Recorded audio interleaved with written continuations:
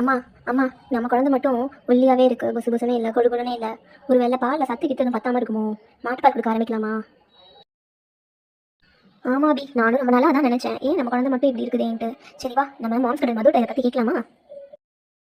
Hello மது, ஃப்ரீயா இருக்கீங்களா? உங்களுக்கு கொஞ்சம் மீட் பண்ணலாமா? கொஞ்சம் கன்ஃபியூஷன்ஸ் இருக்கு.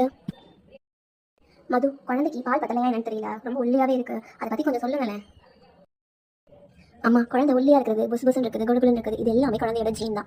என்னைக்குமே தாய்ப்பாலில் சத்து குறையவே குறையாது. எவ்வளோ நாள் இந்த குழந்தைக்கு பால் கொடுத்தாலும் அந்த குழந்தைக்கு என்ன சத்து தேவையோ அது கரெக்டாக தாய்ப்பாலில் மட்டும்தான் கிடைக்கும்.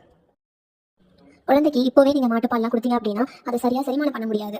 கண்ணுக்குட்டிக்கு என்ன சத்து தேவையோ அந்த தேவையான சத்தெல்லாம் மாட்டுப்பாலில் இருக்கும். அதை எப்படி நம்ம குழந்தைக்கு கொடுக்க முடியும் சொல்லுங்கள்? ஸோ தாய்ப்பால் வந்து ரொம்ப ரொம்ப முக்கியமான ஒரு உணவு நம்மளோட குழந்தைக்கு. ஒரு வயசு வரைக்கும் கண்டிப்பாக தாய்ப்பால் கொடுங்க, முடியல அப்படின்னா 6 மாதம் வரைக்கும் வச்சு கொடுங்க. அதுதான் நம்ம WHO சொல்லியிருக்காங்க.